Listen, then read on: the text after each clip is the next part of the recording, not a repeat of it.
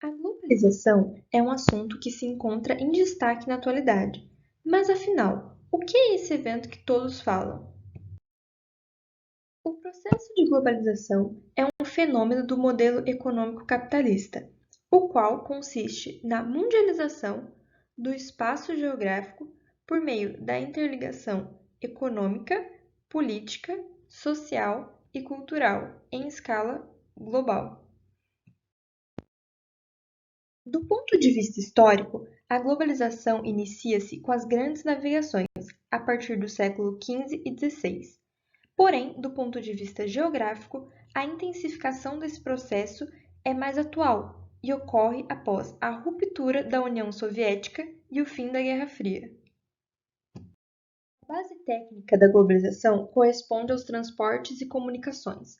As mudanças observadas nas últimas décadas nesses setores, como o processo de containerização, que é o uso de containers para o transporte de mercadorias, e o desenvolvimento da fibra ótica, possibilitaram o encurtamento das distâncias e a expansão do comércio mundial.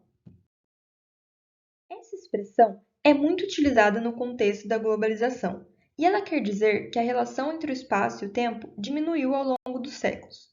As distâncias são as mesmas, porém, com as novas transformações, o tempo para cumpri-las é muito menor, deixando de ser um obstáculo. O neoliberalismo é um novo conceito do liberalismo clássico. Ele defende a maior autonomia dos cidadãos nos setores político e econômico. Dessa forma, pouca intervenção estatal. Essa nova doutrina irá ganhar força a partir da década de 70 e irá impulsionar o processo de globalização econômica pelo mundo. As empresas transnacionais são as principais agentes desse processo, pois elas levam consigo seus produtos e suas marcas para todo o globo. A aldeia global é um termo muito utilizado para se referir à globalização, pois ela não se limita apenas aos planos políticos e econômicos, mas também à cultura.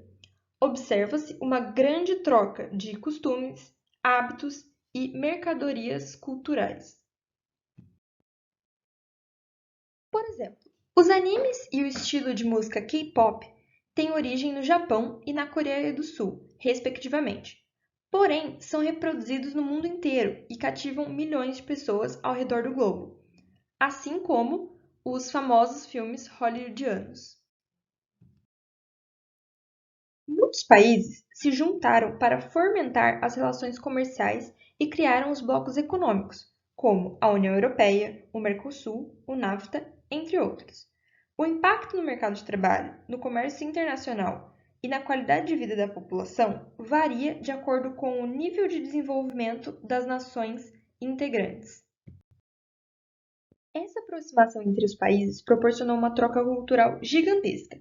Com isso, a cultura de alguns países foi levada para o mundo todo, e outras foram diminuídas, misturadas ou até mesmo apagadas. Isso leva o nome de aculturação.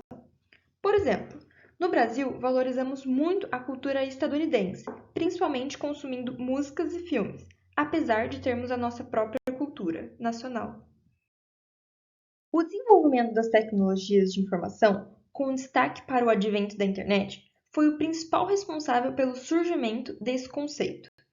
As pessoas podem interagir entre si e receber informações instantaneamente, mesmo estando a milhares de quilômetros umas das outras. Com a globalização cultural, mais a necessidade de transmitir informações, surgiu a ideia de um idioma globalizado, que serviria como um elo entre as nações. Atualmente, esse idioma, considerado universal, é o inglês. A globalização começou a ter um maior impacto no Brasil no século XX. Podemos destacar a implementação do liberalismo através do Plano Collor e as privatizações das empresas estatais. Além disso, a expansão das indústrias e das empresas multinacionais foram essenciais para reforçar esse processo. O mundo globalizado é formado por um conjunto de redes, seja de informações, de transportes e de comércio. Como todos esses aspectos passam a estar interligados, eles geram uma maior interação espaço-temporal entre as nações.